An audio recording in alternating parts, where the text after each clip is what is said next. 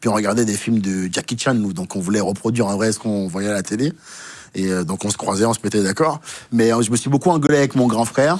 Aujourd'hui, je m'entends bien avec toute ma famille, sauf ma petite sœur. J'ai une petite sœur. Tu pissais dans son shampoing, j'avais noté. Ouais, j'étais con. J'étais con à l'époque. Hein. Ben, ma sœur, ouais, je faisais ça. Hein. Je prenais le shampoing, je faisais pipi dedans et je le remettais à sa place. Et donc, quand Je sais pas quoi faire de cette information. ouais, ce que je te dis, quand elle se douchait, je l'ai derrière la porte et je te je te dis, ah, maman, génial. Non, j'ai toujours été un petit con. J'ai toujours été un petit con.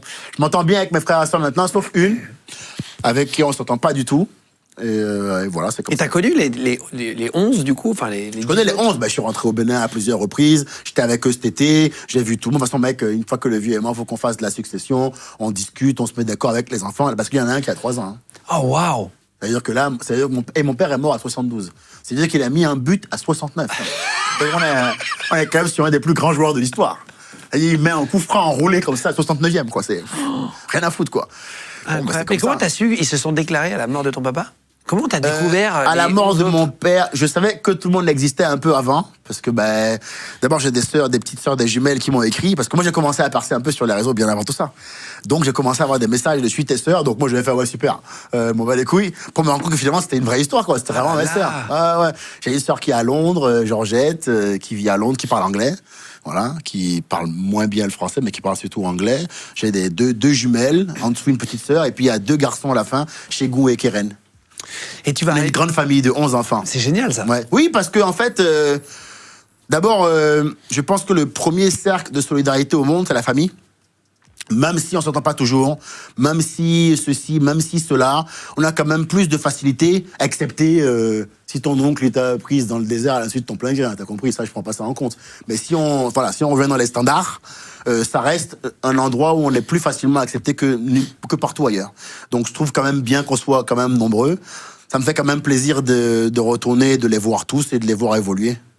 Et toi, tu vas arriver en France, donc tu disais un peu plus tard, je crois vers l'âge de 16 ans, 2003. Voilà, je vais beaucoup en France. D'abord, je viens à 6 ans. À l'époque, on arrive en banlieue à Sarcelles. Je vais un peu à l'école là-bas. Après, je vais retourner au pays. Je vais faire plusieurs allers-retours entre la France et le Bénin. Je m'installe officiellement à 19 ans. J'arrive en seconde en Vendée, à l'Espérance, à Sainte-Cécile-Bourg-de-Vert. C'est beau, la Vendée. Ah ouais, mais là, je suis avec les prêtres, je suis avec ceux qui vont faire après Saint-Cyr, la Yule, tout ça. Donc, il y a eu 2-3 bagarres. Mais c'était quand même super parce que la religion, moi, j'ai toujours été à l'école en pension catholique.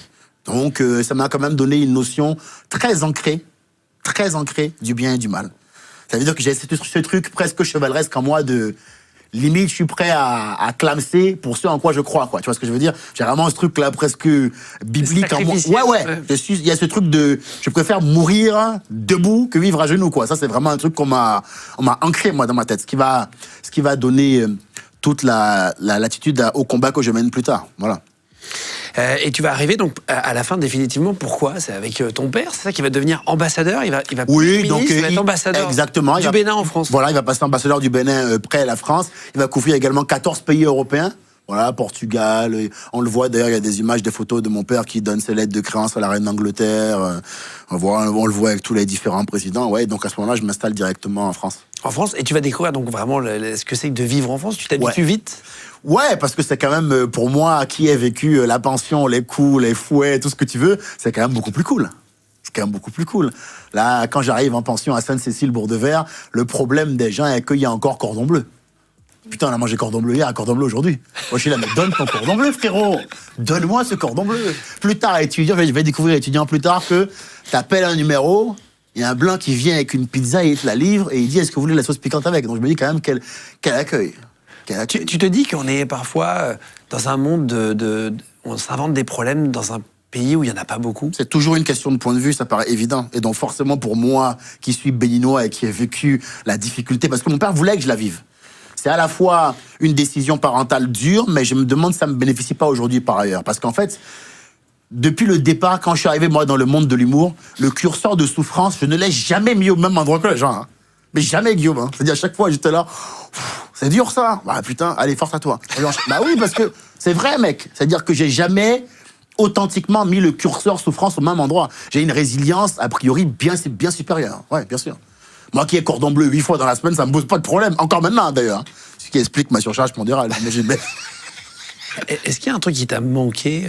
On a tout en France, on a quand même un beau pays, c'est quand même incroyable. Est-ce qu'il y a un truc qui t'a manqué du Bénin quand tu pars d'un pays comme ça? Qu'est-ce qui m'aurait manqué du Bénin? C'est marrant que tu poses la question parce qu'aujourd'hui, maintenant, je me fais la réflexion. C'est vrai qu'aujourd'hui, c'est quand même beaucoup plus simple pour moi quand je rentre au pays, même si la France m'a adopté et que je dois tout ce que j'ai à la France. Non, il n'y a rien qui m'a manqué. La bouffe du Bénin, la culture béninoise dans son ensemble est une culture que je chéris plus que tout. Mon père voulait d'ailleurs que je fasse des spectacles au pays et il voulait que je représente plus le pays en étant en France. C'est la raison pour laquelle, depuis sa mort, je m'habille beaucoup en Bumba. C'est une tenue tradie de chez nous qui s'appelle le Bumba. Et j'en mets beaucoup maintenant pour essayer de représenter un peu mon pays, le Bénin. Alors la France, c'est aussi mon pays, je lui dois beaucoup. Mais je pense que la France a besoin de moins de promos que le Bénin. À moins que je me trompe, je crois que c'est plutôt le Bénin qui en a besoin. Donc j'essaye de le porter dans mon cœur et d'emmener ce pays-là avec moi partout où je vais. C'est depuis le décès, ça tu dis, ça a changé un truc en toi? Ouais, depuis le décès de mon père, je me mets beaucoup en Bumba.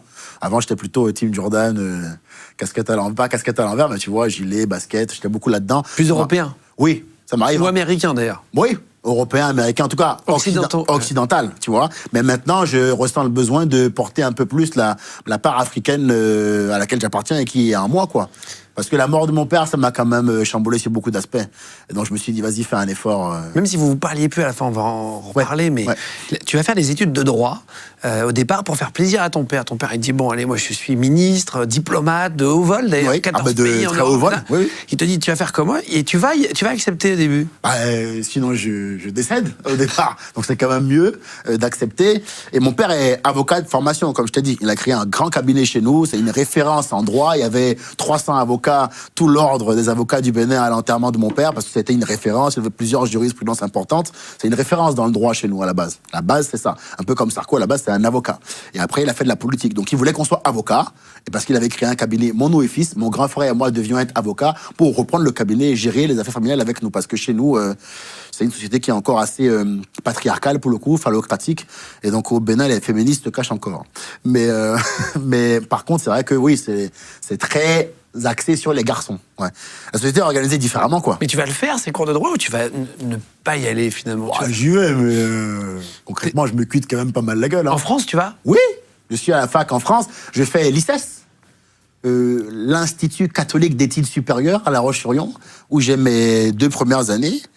Et tu vas les passer? Oui, je les passe. Je crois que je fais la deuxième 2 fois quand même, de mémoire. Okay. Non, d'ailleurs, je fais la première 2 fois, la deuxième 2 fois. Vraiment, il y a eu un délire le gars voulait pas, quoi. Et après, j'ai la licence. Et quand il faut choisir entre le droit privé ou public, là, c'est là que j'arrête et je décide de faire du stand-up. Ce qui ne fera pas l'unanimité au sein de ma confrérie, je ne te le cache pas. Oh putain. Ils le prennent très très mal. Bah, authentiquement. Ils te mettent dehors. Ouais, c'est un père de famille, hein, c'est un père africain, donc je pense que peut-être que lui aussi à l'époque il se dit que je vais faire la chouille, tu vois, parce que c'est vrai que c'est quand même l'impression que j'ai laissée sur les 2 premières années. J'étais quand même bien parti, tu vois, pour être un king, un duc du pastis. Et tu lui annonces en face à face ou tu l'annonces à distance? Non, t'es fou, comment ça en face à face? T'es malade, on parle de vivre. Mais non, mais là il y a risque de décès là. Non, j'annonce à bonne distance. C'est loin, on n'est même pas dans le même pays quand je lui dis. Je lui dis, attends, le temps qu'ils prennent l'avion, je peux m'organiser, quoi. Appeler la police, me réfugier chez les gendarmes, je peux trouver une solution, tu vois. Et sa réaction va être folle, elle va dire, bon, vas-y, dégage, casse-toi, tu te gères, maintenant, je paye plus rien pour toi. Incroyable, il te le pardonnera jamais. Non, enfin, jusqu'au jour où je perce. Où là, il fera, on a toujours su qu'il avait quand même quelque chose... Un homme politique, hein, il récupère, classique, quoi, il récupère. Non, il me le pardonnera jamais. Oui, bah oui, ça le fait chier parce que pour lui, je trahis le plan qu'il avait prévu. On devait faire mon ou et fils. Mais il y a mon frère qui est avocat, donc c'est bien. Mon frère est avocat. Mon frère, aujourd'hui, reprend le cabinet puisqu'il est plus là. Il est décédé. Mon frère reprend le cabinet. C'est très bien comme ça. Moi, je regrette pas mon choix. Mais quand il te dit tu pars, quand tu dis il te paye plus rien, c'est il te paye plus rien. Ah non, plus rien. Tu te retrouves SDF. Du jour au lendemain, avec 5 € sur mon compte. Alors, il y a une bonne période où je suis dehors. Enfin, il y a un documentaire qui sortira là-dessus, justement, qui s'appelle Edgar Yves, Le Prix de la Liberté, qui sortira sur TV5 et peut-être sur mes réseaux aussi. Je mettrai, quand il sortira, ou juste avant, tu me donneras, je mettrai le lien. Donc, si vous regardez cette vidéo, regardez dessous dans la description s'il y a le lien ou pas. Et le prix de la liberté, parce que à chaque fois que j'ai voulu m'émanciper, j'ai eu un prix à payer. Quand je voulais m'émanciper de mon père, le prix à payer, c'était de me retrouver dehors. Je me suis retrouvé dehors pendant une bonne période et après j'ai été hébergé par un pote qui m'a aidé